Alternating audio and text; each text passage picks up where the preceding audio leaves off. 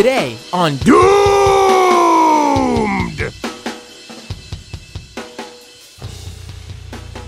Cristina Lopez, Deputy Director for Extremism at Media Matters, joins us today on this episode of Doomed with Matt Binder. That's right, you know, me. You should know it's Doomed with Matt Binder by now, everybody. I mean, who else would it be with? But anyway, Christina's on the show today to talk about, you know, I feel like I was just telling her before we went live here, you know, the news cycle moves so fast now. This was such a big deal last week, and no one's talking about it today. But listen, this is actually a great case study, as Cristina was telling me, and I agree, obviously, because that's why I'm telling this to you, to basically see how these sort of right-wing conspiracies and tropes sort of make their way straight up to the president. And I just pulled us live on the screen here. Cristina, thank you for joining us. Thank you for having me. It's my pleasure. And we're going to be talking about, because I don't think I even actually mentioned what we're going to be talking about, I basically teased it, that Trump South African tweet from last week. He actually tweeted that the night before my birthday. So it was like, you know, happy birthday to me. Here's what you'll be talking about for the next week. Here's what you're going to have to be Googling in the next couple of days. Right. And I have to say, there is some cool lights going on in your... Is there like a... I know, right? It's actually coming from my laptop. I think it's my screen. That's the camera hasn't gotten a lot of use lately, so I think it's kind of freaking out. It was kind of cool. It looked like there was like some sort of homicide, maybe directly outside your house. It's lit. It's definitely lit in here. And there was, you know, police outside, and you were just, you know. This is how I spend Monday nights. What can I tell you? I appreciate you still coming on the show, as there seems to be some sort of criminal investigation outside. I'm sure it's not me. You're that important. All right, so let's get right to it, as I'm about to take a drink. It is hot in here. I really hope it's not ice. If it's ice, that's the only reason I could have to leave. But that yeah. Oh, that would. But let me tell you, that would not be good. No, that would not be good. Although interesting live stream. Well, I do anything to give you views, I guess. All right, so let's... I'm choking now because I'm laughing. Let's get to this tweet. Actually, first I wanted to mention that just to talk about the president and what he's up to today. Donald Trump. I gotta say, the way, I know this isn't why I brought you on the show, but I just really wanted to bring this up top because I just can't get over it. The way the media has been covering this flag at the White House going up and down for McCain is unbelievable. It's just the most ridiculous thing I've ever, I kind of feel bad even for, the memory of the senator or whatever. Do you want this to be what's being covered right now? Should this be the priority? At the same time, it's you can't deny that the drama is interesting, right? And how, to me, it's been fascinating to see how the far right, the super racist right, who never liked McCain, at this point is actually really mad with Trump for what they see as caving. They were having they were enjoying the whole tantrum thing and the whole troll thing, because they like seeing, that the person they got elected is basically as trolly as they are, but it ended up, caving because normal decency and stuff. Oh, I didn't even see that. So you're saying that the crazy right wing Trump MAGA people are mad that he ended up putting the flag at half staff? Yeah, they see it as caving to the establishment, and so he was actually being celebrated for the whole trolly attitude of I'll tweet, I'll release a statement, no statement, flags, no flags, it's so sad that this is what we're wasting time on, because you have a president that can't even put up a statement, and you have a base that is so horribly virulent. It's the extremism at which they've gotten to celebrate someone's death, and so it's just become an interesting political drama that sadly is it didn't need to be covered as in political drama, because it's, you know, a time for, you would expect people to be more respectful of what's going on, but it's what you get. I know people are dying to know about this, so I'll just let it be. I'll just come out with it. Here at Doomed headquarters, which is the corner of my apartment, I had my flag at half staff. And all of my flags are usually half staff. Right. Normally. Right. And then the second Trump put his back to half staff, I immediatly raised my flag to resist Fly Trump. it. Right. Fly it tall. Right. I don't know what they did at. I know you said you got yours there. I don't know what they did at the Media Matter headquarters, but that's what we did here. I only have Salvadoran flags around here, so I don't know if those are supposed to fly half staff. You know what I don't know what the protocol is. He never went to war with us, right? So right. At least we should be grateful. Not a lot of countries got to say that. Right. So, in honor of John McCain, I dedicate this episode of Doom to him, which is definitely doesn't mean anything. So, so let's get right. Like being a millionaire in Monopoly money. Right. In fact, it probably desecrates the memory of anyone who has good memories of him, which I don't know. I guess maybe his family. Which we apologize in advance. Right. I apologize for dedicating this episode of Doom to you. Right. But it's what you get. Right. In fact, I'm going to also take the Trump South African tweet and say that's also in honor of John McCain. To the memory. Right. We should just dedicate everything to John McCain for the next year. Just to troll the trolls, actually. Right. In fact, patriotism. This episode might not even reference what we're going to talk about for the majority of the episode, and it'll just be titled "In Memory of John McCain." Maybe. Period. Maybe, we should do like 45 minutes of silence, even. Right. Right. And let's start right now. So the South American, I'm saying now. So the South African, let's not give Trump any ideas. He's already talking. Let's not get him talking about South America too. Jeez. So the South African Trump tweet from last week, where Trump discussed the fantastic. Let me just read the tweet because why not? And I did have it up, and now it's gone. Here it is. Okay, cool. Fire your producer. Right. I'm fired.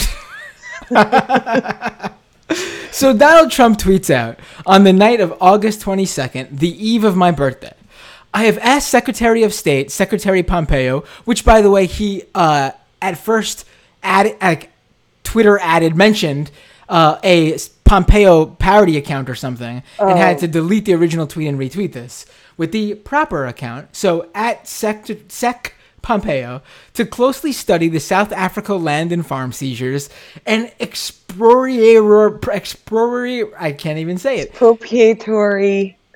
I can't do it. Expropriations. This is my second language, so right. And the large-scale killing of farmers. Which farmers? Oh, he continues. South African government is now seizing land from white farmers. And he puts that part in quotations and then ats Tucker Carlson and ats Fox News. Now, it's no surprise. He didn't even have to at Tucker Carlson and at Fox News for us to figure this out. But, Trump is a bumbling idiot. And there's no way Trump knew about this. No way Trump had any idea what was he probably never even knew there was a South Africa. And he got this information from Fox News because, of course. And you did a great job in a post for Media Matters, basically going through, how this gets to Tucker Carlson to Donald Trump. And so let's start there. Before we get to Tucker Carlson and Fox News, let's start with where does this whole white farmer, and I believe that the white supremacists who love pushing this trope go as far as to this is one of their main examples of their beloved white genocide. Right. Like this is to them like a data point that they are wildly it comes from misinterpreting a lot of crime statistics and basically manipulating the narrative so that it fits, right? Like you have the consistent trope that is white genocide is happening, like white people are the most persecuted and whatnot. But suddenly they have found like a narrative that they believe they can twist into fitting that and provide to in their opinion some evidence that this horrible persecution is happening, ignoring all sorts of historical context, first of all, of South Africa and the apartheid, and ignoring the facts, which are that in South Africa pretty much more than 3/4 of the land are owned by white owners. And the issue is that this disproportion is kind of part of the structures that are keeping inequalities and not just economic disparities, but a lot of like inequalities of opportunities in South Africa. They're kind of like these structures are the thing that perpetuates that. And so when you talk about like the first of all, the land seizures aren't happening yet. Like this is something that still needs to go through in South Africa through the through a constitutional amendment. Like it's a big deal. It's not something that's going to happen tomorrow. Like, and so the fact that like you're going to pick and choose and claim that it's happening because people are white, that's not the issue. That's not what's going on. So to give you a little more background on like when I read that tweet and then it disappeared, I thought that would happen because I'm optimistic and clearly delusional at this point. I thought that what happened was that someone tackled Trump, right? And was like, no, dude, like this is not actually happening. Like we can't make policy on this. Like, wait, like here's a binder of years of policy with like South Africa. Like here's our ambassador on the phone. Like, wait, you can't tweet that out. But no, it was what you said, right? Can I pause you for a second? He got the handle wrong. Can I pause you for a second? Can you this fantasy you just you just brought up? I need to picture which member of the administration you thought did this. Because it was obviously not Dr. Gorka because he's no longer there, but and like. I can't imagine it was John Bolton because he would have bombed first and asked questions second. And so like you don't just he wouldn't be involved necessarily. Like you would assume like there's somewhere like a very smart senior policy advisor who like went to school. He does hire the best people. And so like he went to school for years and knows the South African issue, right? And that hopefully who could that be? Who could that be in the Trump administration? Right? And so you imagine like there's a young, somewhere like person that prepared all their life for this moment. But no, that's not what's happening clearly because the person who imagine having at your reach, basically at your orders, like the best intelligence operation in the entire world and deciding that you're going to take your policy advice from Fox News, which by the way, like this is the same channel where one time they tried to roast marshmallows with their bare hands. Like it's not where you go for, smart take. That's the white culture that's dying, Cristina. You have to understand. we gotta keep that. Don't you know that's what white America is all about? Well, yes, about South Africa. The issue is that it was like almost too irresistible for Tucker Carlson. It was like too hard for him to stay away because he has for the longest time become like the champion for white grievance. And so you'll remember that this is the man that claims that people are offending the race of his children whenever anyone dares to be mean at white people, which is exactly how he framed the issue, ignoring the whole historical context of apartheid. Like that is, it's not that we are demanding some journalistic integrity of someone like Tucker Carlson, as we know is a grifter whose interests right now are mainstreaming and whitewashing, even white nationalism. Can you whitewash something that's already white?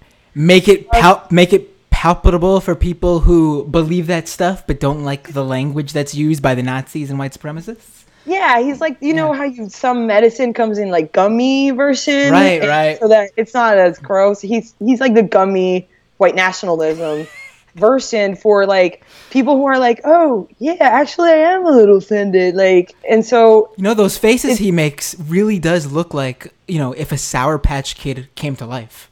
So right, and he's sitting on a very hot seat. So what we hadn't seen before though, and this is something that actually I am very worried about, is Trump usually likes to tweet televised content, live tweeting it, like it's a live event.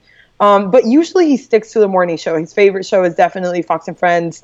My colleague, Matt Gertz, has done the heroic labor, pretty much, of tracking which tweets are inspired by which segment and has all the data up on our site of MediaMatters.org.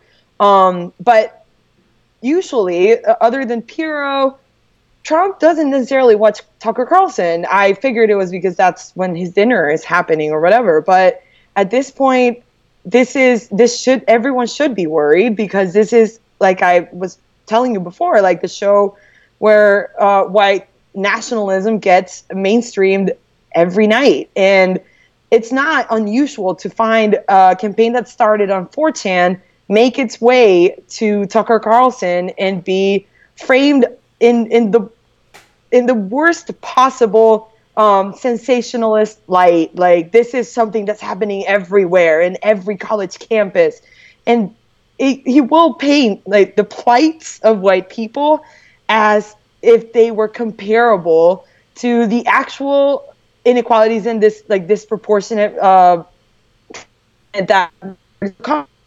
So it's interesting that. I'm sorry, you broke up just a little bit. Just repeat what you said. You just broke up a little bit. Last sentence. I got hacked, maybe. No, it is worrisome that this is a show that is capturing the president's attention now, because it is also the show that brings mainstreams white nationalism, and it has been for a while. So it's not surprising that it would be on Tucker Carlson. Right. And, I always find it really interesting that it's Tucker Carlson who's doing this, because more so than any other Fox News host, even the more like, I'm not going to say mainstream or centric, they're all, but there are levels of Fox News insanity. And Tucker Carlson's at the top of that. Yet he's the guy who has had a job at every cable news network. He's had some sort of legitimate, news career. And he's the one who's most pushing white supremacy on Fox News, I'd say. Yeah, he has a history. He has been on every single cable network. And he started, like the Daily Caller gets away sometimes with the worst things. Like they have hired, they have published the opinion, like in an op-ed from white nationalists, and got away with it with very little consequence. And so this is a guy that has very blatantly has not been subtle about, his leanings, and yet has been allowed to fail upwards. Like you don't see. I feel like media in a way has sort of covered this connection from Tucker to white nationalism. Maybe when it became too late. Maybe when it was already one of the shows with the most viewership. So at this point, it's really hard. He's proven to be made of Teflon, like nothing will stick, and there are really no consequences to this sort of coverage. And it is kind of something that now that that it's reached the precedent, a lot of people in the media are scrambling to figure out, like, what is this South Africa thing, and kind of trying to see where it came from. And if you're watching Tucker, you're actually reading 4chan from a year ago, and that's how the news is being made now. Like, right. It comes from the deepest corners of the internet. Right. No, I mean, I've actually, I've seen this whole South African farmer, white farmer thing around for a while now, and it was right. always something. I'm sure you have too, of course. And and it's always seemed like something that would have been like, you can sort of, when you're familiar with the scene and the personalities involved, like you and me are, you can sort of tell in advance, okay, this one's gonna hit. This one's gonna be the big one. That one they're trying to push. It's too insider, and they don't realize that people who don't live in their bubble are gonna understand that. Like, when I saw QAnon earlier, like in January of this year, I was like, okay, this is gonna be big because it pretty much gives is gonna add fire to literally any conspiracy they want to wrap up into it. Right. So it's a one size fits all. Right, exactly. It was sort of like, people call it now like, a Pizzagate on steroids or whatever random, and it's absolutely true. When I saw it, I was like, oh, so it's just like Pizzagate, except it could never end. Except we'll never get rid of it because every news event will be bent to fit into the narrative. Right. Right, because Pizzagate was about Comet Pizza having a basement, specifically Comet Pizza, specifically having this basement, specifically with kids in a dungeon down there. Once you go into Comet Pizza, go into the basement, which does not exist, and see that there are no kids down there, Pizzagate is over. It's over. It's canceled. You can move it to a different restaurant, though, which they tried to do with Voodoo Donuts in Portland. But I don't think that one's sticking yet. Thank God. Yeah, I actually did not see that. Okay, I learned something new on this one. I didn't see the Voodoo Donuts. That one's called Donut Gate. They're getting really original with these, Yep, it's happening. It's brought to you by YouTube. Where I want to know what these people eat. Like, they're giving themselves little to no room to ever say that they feel like insert food here tonight, because then I'm going to eventually assume that they too are pedophiles or whatever they're claiming these things now mean. I don't know. They can't do soy anymore, so yeah, it's very limited. The universe of possibilities. Maybe we actually feed these things, keep giving them leaked quote-unquote emails of us saying we want some sort of meal, run through all of the basic food groups, right? And then we starve them to death. There you go. You should be making policy for the administration. It sounds like you're incredibly prepared. Let me say though, if I knew that I can work for the administration and come out as a resistance hero with a GoFundMe account with hundreds of thousands of dollars in it, I would have joined the administration. I would have joined the administration. I could have got a book deal like Omarosa. I could have got he's got almost $200,000 like a Michael Cohen. Show videos that prove nothing at all, but that can't get a lot of play on cable news at the expense of real news, but right. Omarosa did it for what was it, a week that she dominated the news cycle, I would say. Yeah, and every now and then she'll come back in saying she's got something interesting to unveil, and it's like, a toilet flushing in the White House that she claims is Trump using the bathroom or something. As evidence of collusion. Right, exactly. He's flushing the evidence, right? So it wouldn't be hard. It wouldn't be that hard to get that job. I don't know. I would be applying if I were you. Or I could have been an FBI agent, and oh man, that racket's even better apparently. Just leak my text messages that show I disliked both Trump and Hillary Clinton, and I'd be rolling in dough. People would be paying me money to make up for my pension, even though my wife makes six figures working for another body of government, part of the government. You could get away with it. I would say let's just start a legal fund today, preemptively, like before we actually get in trouble. Right. Like if Michael Cohen has one. Yeah. It's really, and someone mentioned in the YouTube comments right now how Donut Twitter is going to have an existential crisis when they realize there's a donut gate on the right, and they're going to have to figure out what to do with the donut emojis in their. You know all about that. I'm sure you do. Don't. Yeah. So I guess it's easy to go back and forth between the resistance grift and the conservative grift. Maybe that's the Kent State gun girls' next move to join the resistance. Who knows? Maybe that would be a good PR move for her, I think. Right. Right. She's been on InfoWars lately, so she definitely has a platform. Right.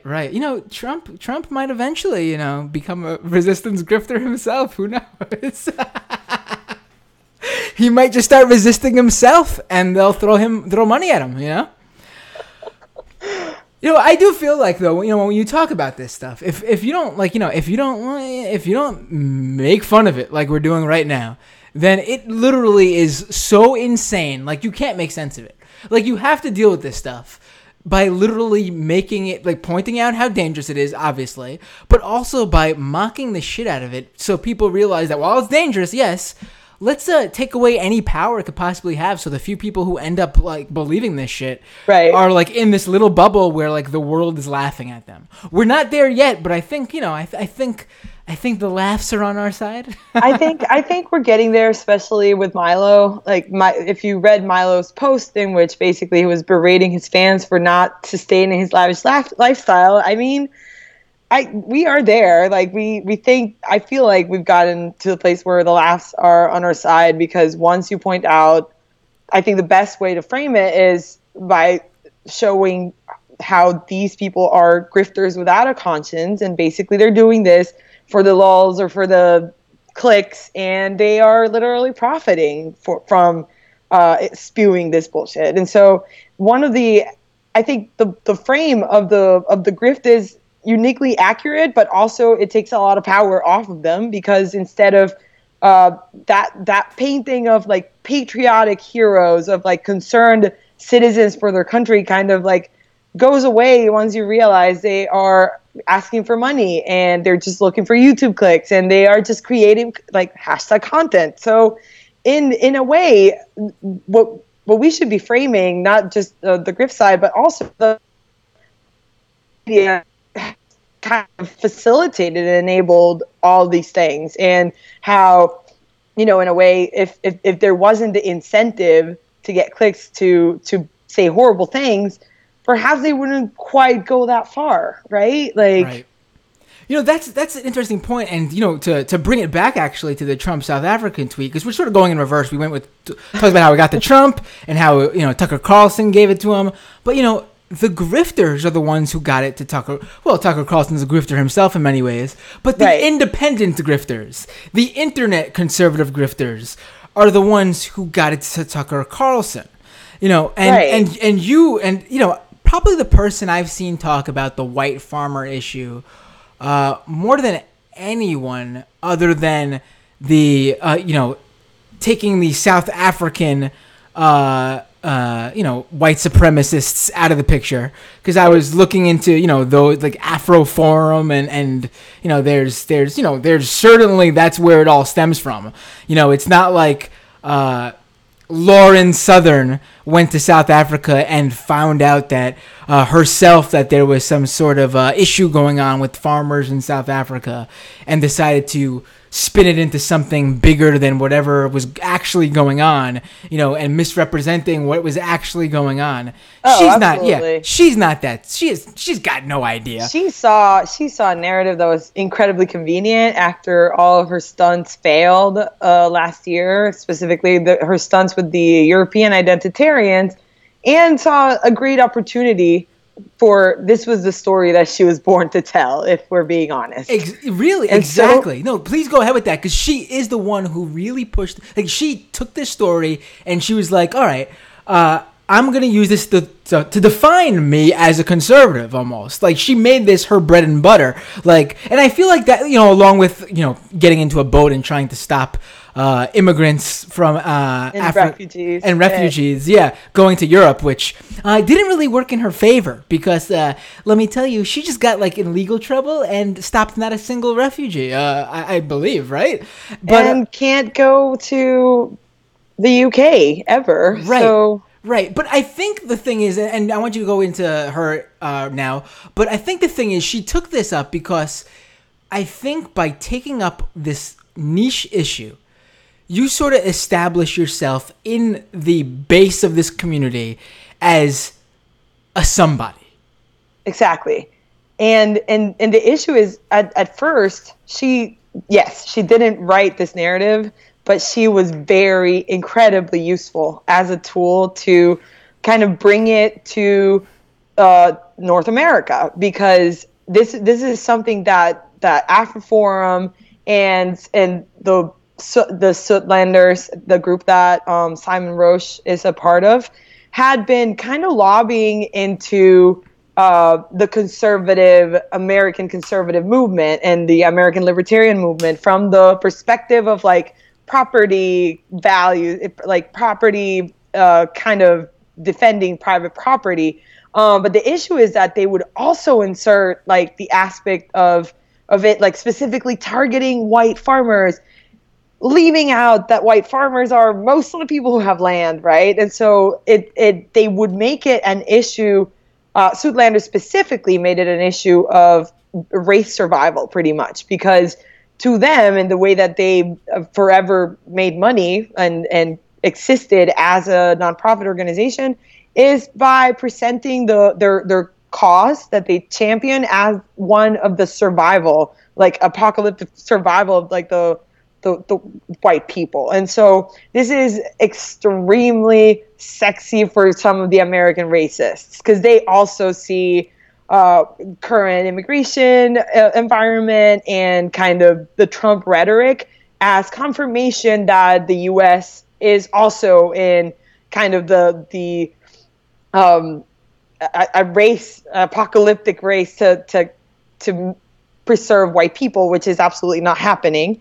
So people like Jared Taylor, right, who are more, I would call them like your establishment racists, also thought that this was like a really sexy topic. But like outside of that little bubble, it hadn't really left that bubble of like the white papers, the pseudo like intellectual racism bubbles.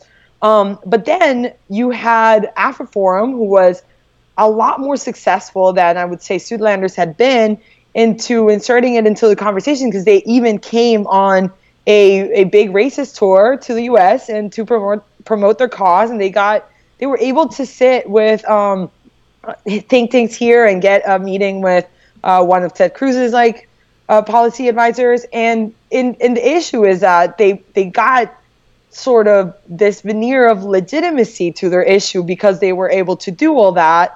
But then Lawrence Southern gave them the push that they needed to go mainstream, which is get them in the most powerful platform you can get right now, which is YouTube. And so depending on what, algorithm you have and what you've been watching, a series of clicks would lead you to be extremely interested with the South Africa white plight, right? Like depending on what you're watching, you could end up there and find the evidence that you've been dying to get, which is that actually white people are being persecuted. And so like you get this super powerful rhetorical tool, because that's what it is. It's a rhetorical tool that's not, I'm like the evidence is just not there to support that. But like no one really cares because that's what they want to hear. And then the biggest push comes once it entered like the YouTube mainstream.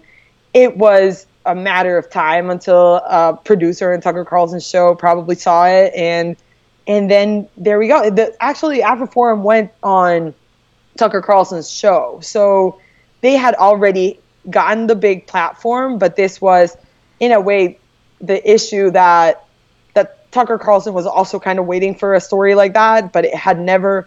I don't think it would have left the sort of pseudo-intellectual white bubble, like white supremacist bubble, if it hadn't been for something as powerful as a YouTube documentary, or to have the grifters of the new right, used previously known as the alt-right, who started tweeting about it as a very convenient rhetorical tool. You'll remember Mike Cernovich last year, I think, when he was living this illusion of grandeur that he wanted to be appointed like ambassador to somewhere. Right. And my old pal Mike Cernovich. Yep. Yeah, I feel like he thought that those like Trump Jr. likes were gonna get him somewhere in the diplomatic world, and so this is an issue that he absolutely like pushed way back when no one was talking about it, and now like this has gotten like presidential attention because it's the sort of thing that absolutely feeds into the Trump rally materials, right? Like to prove that this is an oppressed class, and now everything's going to change. Everyone's going to say Merry Christmas now. Like this is this is why this is useful, right? Because it's vague. You have to actually go in and read the data to put it together and understand a bunch of historical context of the apartheid. So no one's going to do that, but it's a great line. Are you saying Trump didn't look into this before tweeting that out? I'm sure there were plenty of binders of historical relationships between the U.S. and South Africa. It was delivered by the imaginary guy you were talking about earlier, or woman, right? Oh, that's true. Yes, that's true. This policy expert, maybe it's a team. South Africa's a pretty big country. I'll be honest, just because the tweet was like at 10:30 at night, I did picture when we were talking about it. I did picture like a sleepy Ben Carson walking in with the binders. Just like half asleep, going like, "Mr. President, here's the binders," and just going like, "What is he even doing there? He's not supposed to be in the White House." But he shouldn't be there. No. But I just pictured like him wearing a nightcap.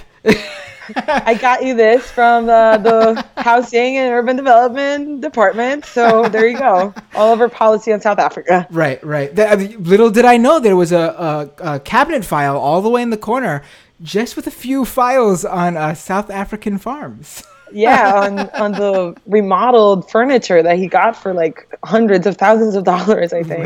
Right. So when this gets, I'm looking at just some of the names who've been talking about this. You got Lucian, too racist for Gateway pundit Whitridge. Imagine. Right. You got Gavin McInnes. And this is another pet issue for Gavin McInnes, right? Because he's the king of, this is racist. Him and Tucker Carlson, I believe that if he didn't need advertisers to support his time on air, Tucker Carlson would absolutely speak like Gavin McInnes. Like there's very, very little difference, I would say, between like the content, like the themes that they tackle, the topics that they choose. You could even say like that, oh my God, are they sharing producers? Like it's literally very similar in what they choose to elevate on their shows. The difference is just on the degree to which they want to be subtle about the racism. And to me, the reason that Gavin McInnes is not subtle and Tucker Carlson is because one needs advertisers and the other one doesn't. So that's all that's keeping us from hearing the full-on, fully converted Tucker Carlson. Right. And then there's one name that surprisingly I've not really talked about much on this show because he's sort of lost his platform, I guess, in many ways. But his name comes up a lot when I looked into this. And Mike is it Painovich? Painovich, yeah. I have no idea actually how you pronounce it, but previously known as Mike Enoch. Right. And he's someone who, I very familiar with Mike Enoch, that name that he went by. And then literally must have been right before or maybe right when I started this podcast, that's when his life he got doxxed and his life changed and he went from being like one of the biggest up and coming names in that white supremacist, right wing, alt-right world, and he's basically become a laughingstock. But in many ways though, him early on, I feel like a lot of the things that he pushed, not just this sort of thing, but a lot of the things he pushed, sort of, he certainly played a role in getting it out there. Oh, absolutely. South Africa was, you didn't even need to explain what specifically you were talking about. South Africa was sort of shorthand for the tweets and the sort of conversations that you can see in Gab and in the furthest right corners of white nationalists, of two online white supremacists, I would say. South Africa was something that consistently came up because it allowed that to present the sort of race for survival in a very amazing race terms of this is what's going to happen when demographic changes make white people a minority in this country, and because it was it became shorthand for that sort of plight. And in a way, like, to see it, to them, it was absolutely a celebration to see that the president, just to use a Channer reference, Donald Trump, our guy, was tweeting about the thing that they've been very invested in, right? And so it was kind of validating in a way that nothing, like, there's people, there's really good people from both sides. Nothing has been that validating since this, like, South Africa was like the next big thing to be a huge bone thrown at white nationalists in this country. Right. And, when you look at you brought up what was actually going on in South Africa earlier, but, when you look at, the way conservatives use it, like, it's not an exact, comparison. But, if you are a white farmer in South Africa who's went under an issue over there, who's been maybe attacked, some sort of violence or whatever, it's not like conservatives are actually caring about you. Like, you're being used. Just like, it's almost like the same way conservatives like to bring up, I don't know, about, when there's a shooting in some sort of major American city and how no one cares about that. They're paying attention to some other dumb issue the conservatives want to care about that's in no way the same. They're just using that. Like, it's not like they're actually invested in the actual people who are in South Africa who might be affected by whatever changes go on over there. And that's the issue in and of its own, like, international relations and kind of like foreign policy is not a very sexy issue to campaign on. And so to the Trump base, the issue isn't necessarily what's going on in the extremely complex politics and extremely complex crime sort of situation that's going on in South Africa. That's not what's attractive about this narrative. It's really that it's a very useful and very useful kind of the sort of quality that Trump gets to push on his rallies usually. Right. And we'll just see more to this. I don't think there's going to be any sort of all of a sudden someone's going to be like, the South Africa thing was a little bit, we went too far. Maybe we shouldn't have brought that up. Maybe we were throwing too big of a bone to the outright white supremacists. I don't think that's happening. No, I don't think it's going to go away anytime soon. And I also think that, like you said at the beginning, it provided a very interesting case study for how the pipeline works, for how to see that you can start pushing a small cause, like we're in whichever corner of the internet, and if you get these influential white nationalists, online white nationalists, who believe and embrace your cause, you can end up getting into the precedent through these channels that are now very obvious. It goes from the deepest corners of the internet to the mainstreaming via YouTube to becoming sort of a meme among the online white nationalists, to then probably Tucker Carlson, and it ends at the presidential Twitter feed. Right. Seeing mainstream conservatism caring so much about a couple dozen attacks, which, of course, bad, but, a couple dozen attacks in South Africa. I'm assuming next we'll see them talk about the the mass ethnic cleansing going on in Southeast Asia against Muslims, right? I mean, you would hope, right, that the same passion and advocacy devoted to the conservation of a group, would, if for consistency's sake, right, you would imagine that. But it's not that one's not convenient, like, because sure, I'm just gonna can we just sit here for a few hours waiting for that Trump tweet on the Yeah, I'm sure it's happening today. I'm sure Tucker will cover it tomorrow promptly. Right. All right. And this is the other issue. A lot of the journalists who try to cover this, and back when this was started, one of the people who did a fantastic job in kind of tying the white supremacy roots of this narrative was the blog Angry White Men. And they it was an amazing job at mapping it out and showing how this groups, African white supremacist groups were basically making a lot of inroads with the American racist establishment and getting some of them to champion their cause. And so whenever he wrote about this, it brought a lot of harassment from the extreme right, saying like, oh, so you're defending like massacres and you're defending brutal murders. And it was like, no, that's absolutely not what anyone's doing. Like, no one is for the murder of anyone. It's just that you are exploiting these murders to present an idea of race oppression that is just not there, that does not exist, and that taken outside of the very complex historical context of South Africa is just, it's intellectually dishonest and manipulative.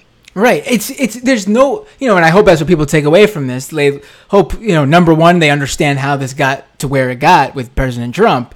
But also, if these are issues, if you're a conservative on YouTube, because there's a ton of them on YouTube, and we've discussed this on the show before, that the left's got to get more of a showing on YouTube, man. We're losing the YouTube battle. We might be winning it elsewhere, but YouTube really is the platform for right-wingers. They've owned this platform. But anyway. It's what talk radio was in the 90s. Yeah. Right. So, if you're a conservative who stumbled upon this and you actually care about these issues, but don't consider yourself a white supremacist, then first of all, what do you do? Either you are a white supremacist or you're not a conservative. But anyway, but this isn't the route to talking about these things or to care about these things. Like, Tucker Carlson isn't shining a light because he actually cares about these South African farmers, black or white. He's not shining a light on the past weekend in Chicago when it comes to shooting or whatever. He's not trying to shine a light because he cares about those people. No, he's doing it because it fits his narrative of what he wants to push, his white supremacist narrative. And quite frankly, they don't care. Like, insert any sort of event in any country, in any city that pushes their right-wing extremist ideology, and that's where they'll be. They'll show up there, and they'll be ready and waiting to tell you all about it on the Fox News channel. The story they were born to tell. Exactly. Like, it's just a convenient story, and what's very, we laugh a lot, but at the end of the day, like, Tucker Carlson's show on primetime is one of the most watched. So there's people who are actually listening to these stories, and it's clicking. It's clicking, right. And that's dangerous and very scary, to be honest. Right. Man, it's too bad we just didn't let that guy who had that 8 o'clock slot stay on, right? I mean, we were between a rock and a hard place, and I don't know who lost more. No, I will say this though. I know people, older people, who've told me, and I mean, you would guess people in my family, like older, grandparents' age, who, when they were watching, and watch Fox News or whatever, and they would tell me, they liked Bill O'Reilly, but they didn't like the other people on Fox. There was something about Bill O'Reilly that somehow was appealing to people. Like, he didn't turn them off. Like, I remember specifically being told that Sean Hannity was disgusting, but this was from a Bill O'Reilly watcher. That is both are correct. Right. I don't know that he clicked with audiences. Which, by the way, O'Reilly definitely tweeted about South Africa immediately after. Right. So right. He definitely's no better. But I would say the way he presented himself, he was a master at basically the dog whistle. He knew how to play that whistle in many different tunes. In a way that others like Laura Ingraham haven't really learned, and they just like go out with the, not the dog whistle, the bullhorn, I would say. Right. It's like how I sort of talk about Rush Limbaugh and Alex Jones. Both terrible, horrible people.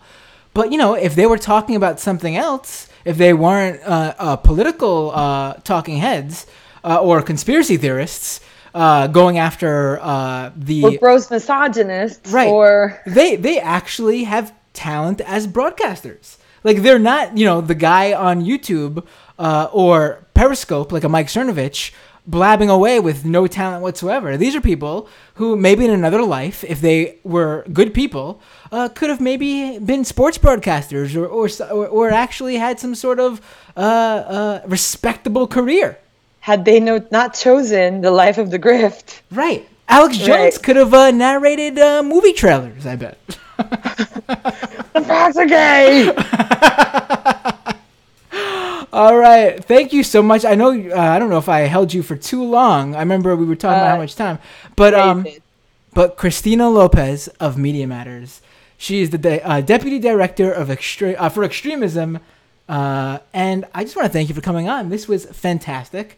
Thank you. I would really like you to come on again in the near future. All right. Let's make that happen whenever I, have another hour of my Monday. Right. Well, what else are you going to do? Watch Monday Night Raw, WWE?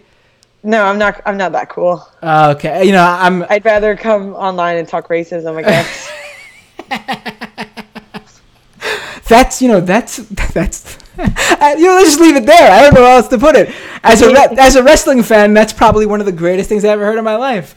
I'd rather come online and talk racism than watch WWE. Perfect. You're welcome. Cristina, have a good night. Have a good night. Happy to help. Take care. All right, ladies and gentlemen, that was our show. I will stay on for a little bit longer to read. There's a lot of comments today. So I will not be able to get to them all like I usually do. That's good. That means this channel's growing a little bit when I can't scroll back and get the comments. Catch up on the comments. So if you want me to read something, if you want me to see a comment or answer a question, ask it now. If you already have, repost it. Let's go. I'm gonna put me on. There we go. All right. So let's talk about. Oh yeah. So this week apparently there is no live Majority Report episodes.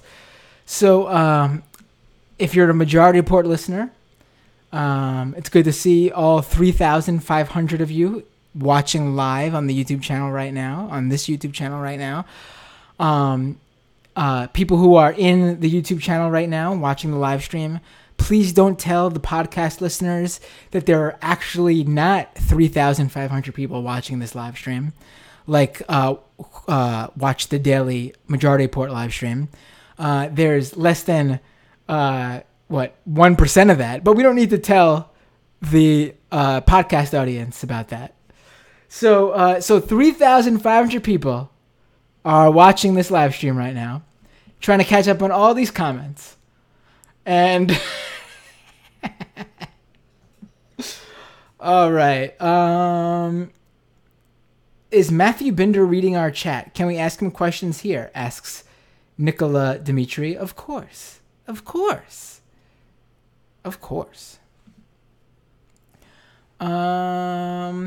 Let's see. I want to talk. Okay, so last week was my birthday, folks. I'm now 32 years old. I'm an old man. And last week actually, I have a, for those of you who know me, I have a dog with a 16 going on 17-year-old dog who has kidney issues, but that's from old age. And then we just found out that our cat, who is not old, well, I mean, she's not a senior. She's a 6-year-old cat. We've had her for about 5 years. She has kidney issues. And somehow the cat's kidney issues are worse than the dog's. The dog is old, so no surprise there. But the cat, we adopted the cat and found out that she had a number of issues stemming from crazy allergies. Like the cat is literally allergic to itself. We had to give her medicine daily from the very moment we adopted her. So basically she doesn't scratch her face off because she's constantly without this medicine. Her immune system attacks herself. So I've been dealing with that. Happy birthday to me. I know. We just found out about the cat last week. So, I thought I'd give you guys a little update. I didn't have a show last week. But catching up now, and we will have our full show lineup. There'll be no show missed. I try to usually do that, double up where I can, or instead of, spacing it out like I usually do, I just make that space a little bit smaller and fit it all in there. Renee asks, how old are you in ferret years? I actually had a ferret. And my ferret lived to, I think it was 6 or 7. Had him for 5 years. In fact, I have a tattoo on my ear that I got in memory of my ferret back in 2009 when I was a wee young lad. I don't say that as if I regret the tattoo. I actually like the tattoo. It's I'm not gonna leave it. I'll leave it in suspense. What kind of ferret-related tattoo can someone possibly have on their ear? I'll let the suspense go for that one.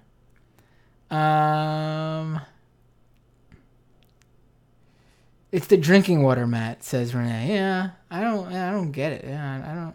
Cat ching up, says Dragon Slayer. And I get some happy birthday wishes. Thank you, everybody. I really appreciate that. James DeMitt says Binder's a bit younger than me. What the fuck? What have I done with my life? Wait. Okay, yeah, that makes sense. I'm 32. So are you? Well, I don't know. It's possible. You're a bit younger. I mean, 32 isn't like I'm acting like it's not possible for someone to be older than me. I don't know why. So I'm like 1.5 in ferret years, says Renee. Yeah, I guess. So patreon.com/MattBinder to support this show. Actually, unfortunately, had lost some patrons this month who specifically reached out to me. And you don't have to do this, folks, please. But they felt they wanted to specifically reach out to me. He was like just 2 people who said they were going back to school and money was going to be tighter. And so they had to cut out basically all their Patreon subscriptions. And I just hope, if you have to do that, please still listen to the show. It's free. But also, if you can afford to subscribe, we're just a handful of members away from me doing the members-only bonus stuff. And we've been at that point. We've been stuck at that point for many, many weeks now. But, it'll be the first month where there isn't growth, actually, if we don't get like a month or two, a subscriber or 2 by the end of August.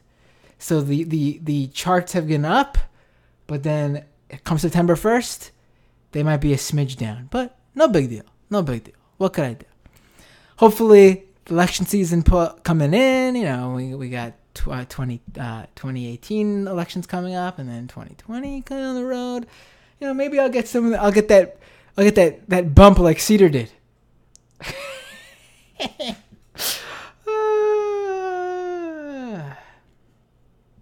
My dad jumps in the comments and asks, is that tattoo of Giuliani yelling at the ferret guy on his radio show? Yes, it is. Yes, thank you. Sean Zone asks, are you going to have Michael Brooks on again? I don't know if he'll want to come on again after last week. This show last week, I should say. He probably hasn't even listened to it. Someone pointed out my shirt. My ECW, it's actually the Paul Heyman guy shirt, but it is in the ECW font. It's a Paul Heyman guy t-shirt. For those of you not familiar, Paul Heyman is the guy who started ECW, and then when he joined WWE later on, he had this whole gimmick where he would pick guys who he would manage, and they become Paul Heyman guys because everyone wanted to be managed by Paul Heyman, because if he manages you, it means you're going to be a big deal. And during this time, he managed CM Punk. He managed Brock Lesnar.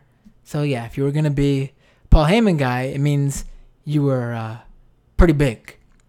He also managed for a short time Curtis Axel, which, for those of you asking who, that's, pretty much. 2 out of 3 ain't bad, though, Paul.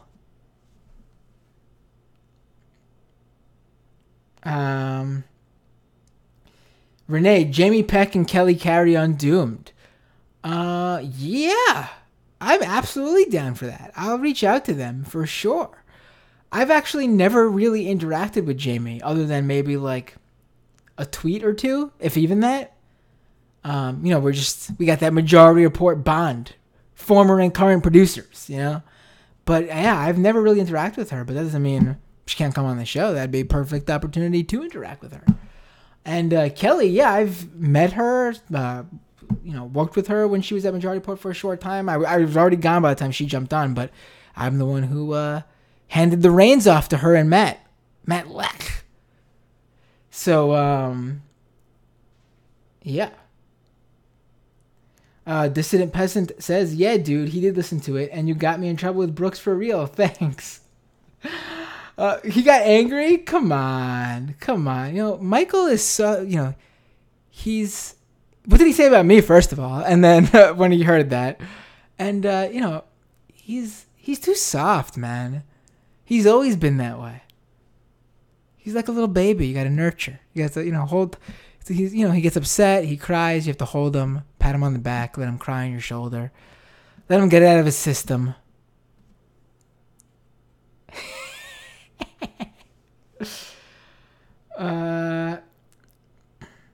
Listen, when you talk about this drama, the family drama, I hope you guys are joking, because for me, my feud, and I say that with the utmost sarcasm, with Michael, is always just me messing with him because it's funny. There's no actual issue. Maybe with Michael there is, because like I said, he's soft. SAWFT, soft, I should say. Even though Enzo and Big Cass are no longer with the WWE. And there you go. There's my wrestling reference for the episode. Yeah. Oh, wait. Jesse asks, do you have a favorite Michael Brooks impression? I will always love Right Wing Mandela because I helped him come up with it. I couldn't do the impression. That's his. But I was in the room. This is before we even moved to Brooklyn. The studio moved to Brooklyn. This is when we were in a closet in the shadow of the Empire State Building, if you guys remember the old opening of the Majority Report, before it was the Gowanus Canal opening. And some of you might know what I'm talking about.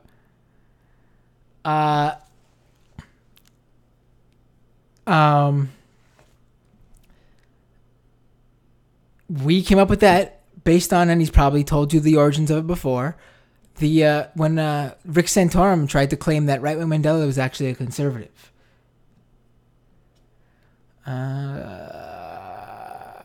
My dad says, all my kids know how to push buttons. That's true. It's true. I got nothing on my not my youngest brother, but my younger brother. That kid knows how to push buttons. I wish I could push buttons like he can. Kid can get under anybody's nerve. Hi, Josh. Not mine, though, actually, funny enough. He gets on everybody else's nerves, but he never really went after me. It's almost like there's a mutual bond between between the button pushers. But I will give him the number one spot. I'm second on the whatever it's called, the podium. Nicholas says, I've only been watching MR for like 8 months. Yeah, it's crazy, man. How many people jumped on the MR train after I left? Hope it wasn't people were avoiding the show because of me. That would be, although that would have been pretty funny.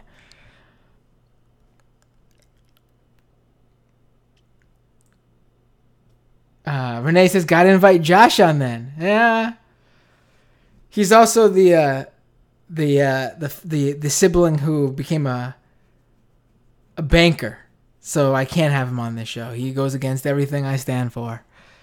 Sorry, Josh.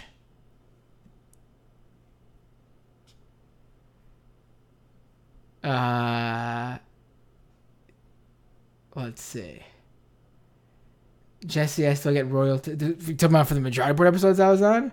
Oh, for Right Wing Mandela. No. I should get a percentage of the the episodes Michael Brooks show that he used the right wing Mandela on, because it was a MR property that I helped him create, and once he takes it off the show, there should be some sort of royalty scheme for both me and Sam. And I'm pretty sure there might be a royalty scheme for Sam, actually, because Michael uses Sam's studio for the Michael Brooks show. So I'm missing out. It's all right. That's how it happened. That's how it works, right? That's how it works. If you're watching the live stream right now, you guys are viewing my eyes at the beginning of the episode. Nice, big-eyed Binder. I don't know why I'm calling myself that. And I could feel myself now about, an hour, 10 minutes in. My eyes are about half shut. Starting to talk nonsense. I don't think nonsense, but I'm, rambling a bit. But, it probably makes for even better YouTube,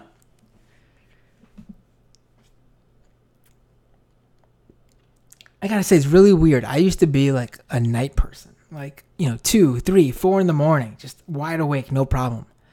And then really in the past few months, especially in the past few weeks, maybe because of all the stuff I'm doing, between, before with earlier in the year with Cafe, and then other stuff with their parent company, and then now working at Mashable, and then throughout all of this, still working on the Cynthia Nixon campaign.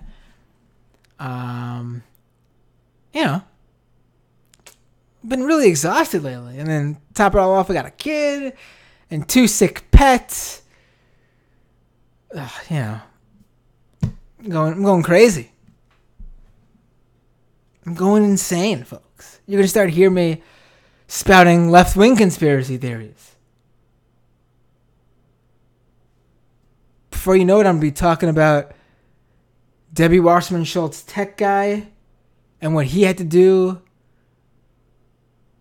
with the DNC voter database or whatever it is they're claiming he did.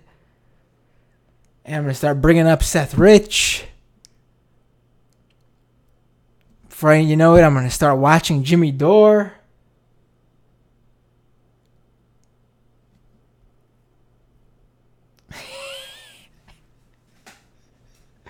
Theo says, big-eyed Binder on the failing Mashable. Oh, something interesting on the Mashable front, actually. I'm going to be doing more YouTube coverage on Mashable, which just so happened to happen,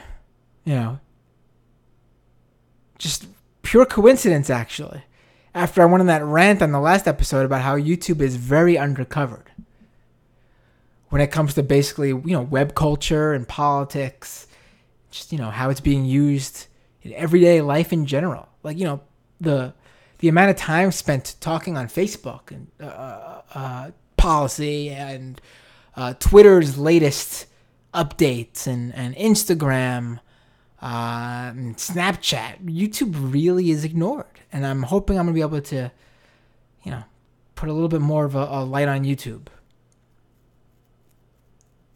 So, yes, that's right, Kennedy. Hillary has Parkinson's. And I will start foaming from the mouth, like you said, yes. Theo, yeah, those ICU pets are too much, mate. Yeah. Dragon Slayer says, big-eyed Binder equals anime Binder. That'd be, better than Sleepy Binder. One of the ninth dwarf. Theo, how the dog shit algorithm suggests Nazis all the goddamn time. Yes, absolutely.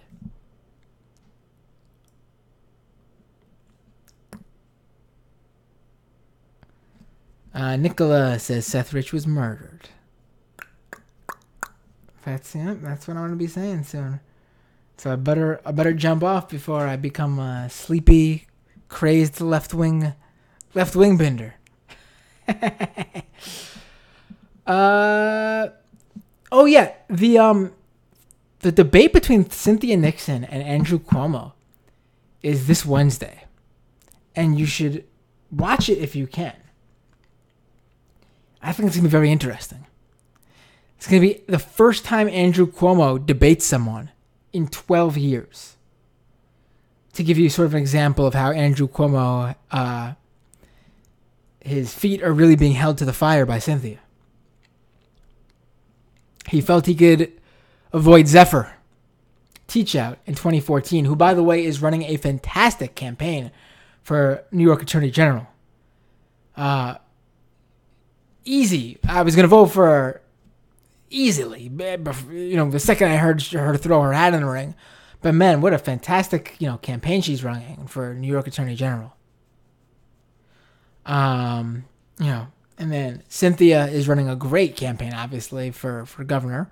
And I, obviously, full disclosure, I am working on that campaign. But,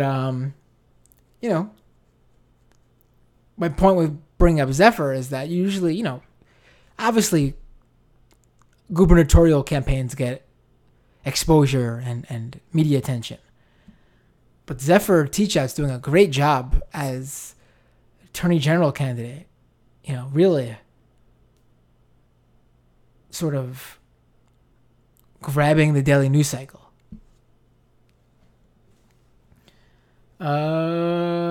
Dragon Slayer, are we going to get live Binder coverage of this? The debate?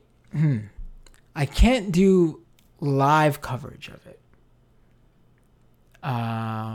Probably. Like, is it a live stream coverage of it? Probably. I'll be tweeting about it. Because I'll be doing some other stuff. But maybe I'll think about doing some sort of, if it's as good as I think it's going to be. Maybe, and don't quote me on this. If you're listening to the podcast, this is pointless because you might be listening to this after it's already passed. And it may not even have happened. But maybe I'll consider doing some sort of, after the debate, later that night, I don't know, some sort of like replay of it. If I can. Because again, it's on CBS, so it's going to be tricky in terms of copyright with YouTube and everything. Let's not even get to any promises or anything for sure, and even maybes. But on that day, I will look into it and see if it's possible, and I will let you know that day if I'm going to just jump online that night and do something with that debate footage. 10-foot man says Matt is cute, and I think that's where I'm going to end it.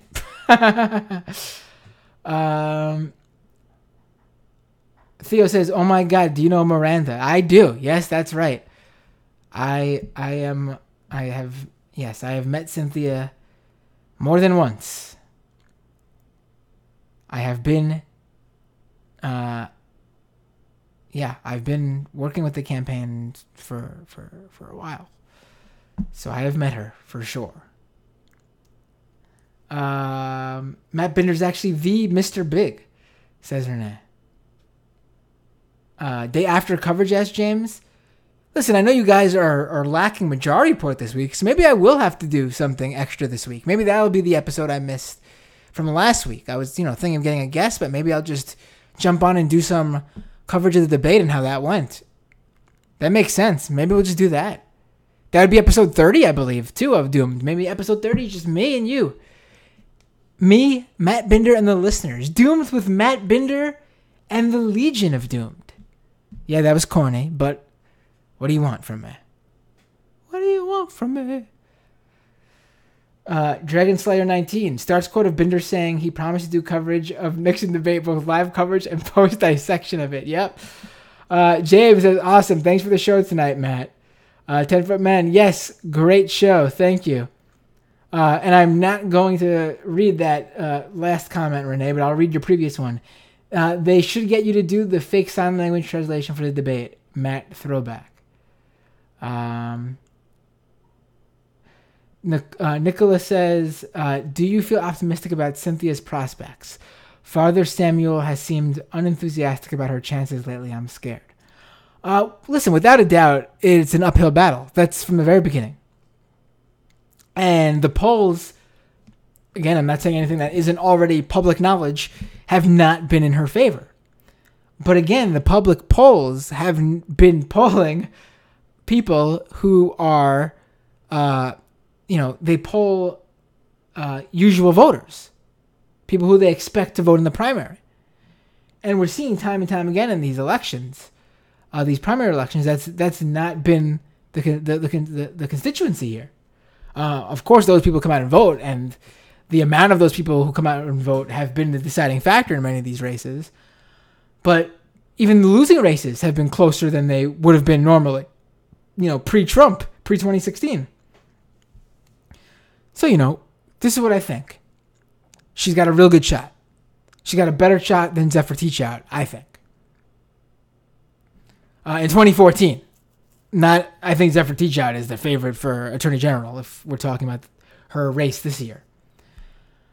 But listen, what I'm seeing is that Cynthia Nixon is connecting with the people who vote in a primary. The question is, will the resistance, the anti-Trumpers, the Democratic base who hates Trump so much, will they come out and vote for Andrew Cuomo, the guy who's got $64,000 donated from Donald Trump, whose coffers are actually filled by many of the people who also donate to Trump, who's being endorsed by this time around, not just talking about previously, by people like Ken Langone, the conservative CEO of Home Depot who funds conservatives. Yeah, he's endorsed Andrew Cuomo for governor.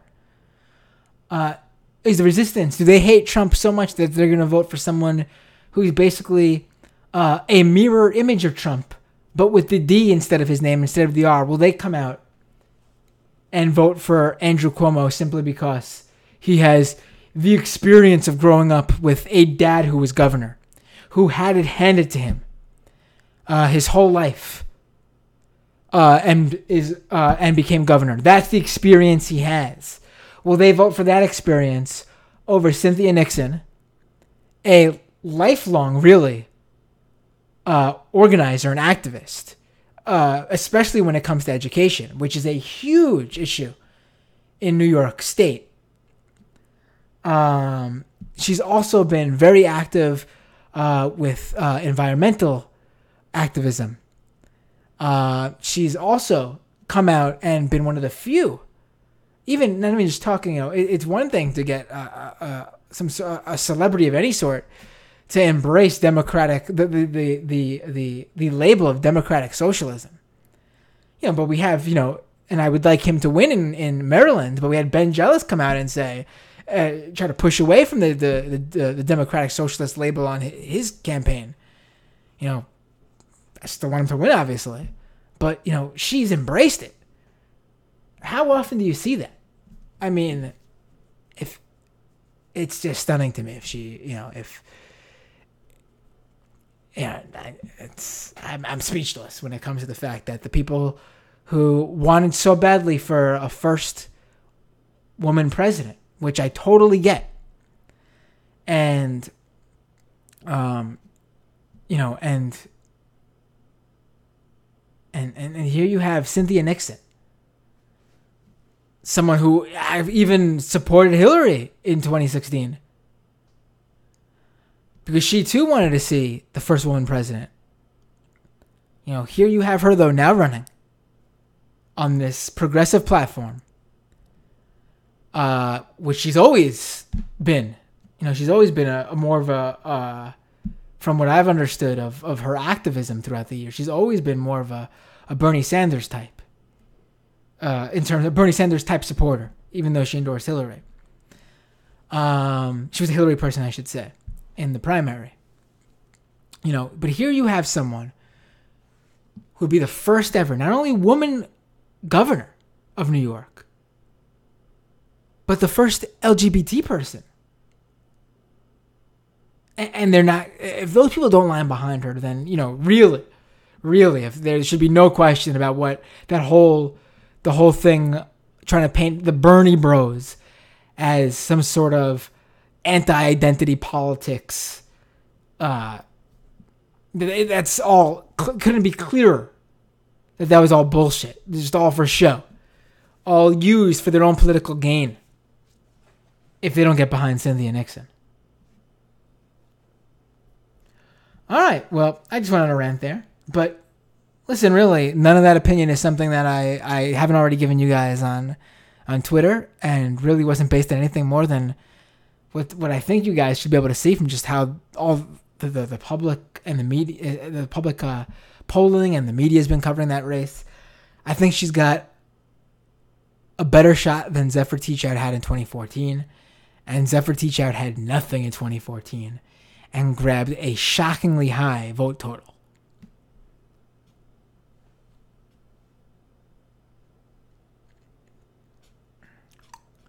All right. I've been told to buy the book by China Tzu. In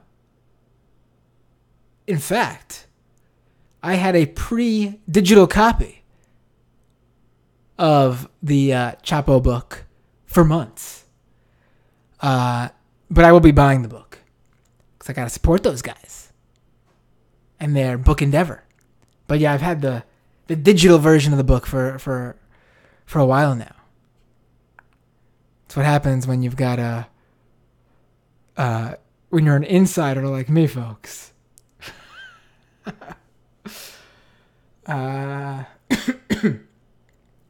Nicola says, I'm iffy on polls, hence why I asked. Yeah, listen, the polling isn't... I want to just also add this addendum. I also don't think the polling, when you unskew the polls, to use some sort of that bullshit terminology, I don't think if you add likely voters, I don't think you're going to get, in the current polling even, you would get like Cynthia ahead. I think you would get a closer race. And I think the people who would push Cynthia over the top depends on two things. These next few weeks with the debate and other things like that, and just what happens, you never know what's going to happen with Cuomo and his corrupt aides and confidants. Because remember, we just had Trump get 2 people found guilty on charges, and guess what? This year, I don't know if you guys knew, 2 Cuomo aides and confidants were just found guilty on corruption charges. Prococo and Calieri. So really, he really is the mirror image of Trump in so many ways. And the second reason, the second thing is turnout. It's going to be turnout as the deciding factor too for Cynthia. Kennedy says, wait, Trump gave money to Cuomo? 10-Foot Man says, not for this, not this time around. But yes, Trump has previously donated to Andrew Cuomo in previous campaigns. $64,000. And that's just Trump, not talking about all the people who are Trump financiers who've also backed Cuomo in previous campaigns, and some in this one even. There's a whole Republicans for Cuomo group. To give you an idea of, just the type of person Cuomo is.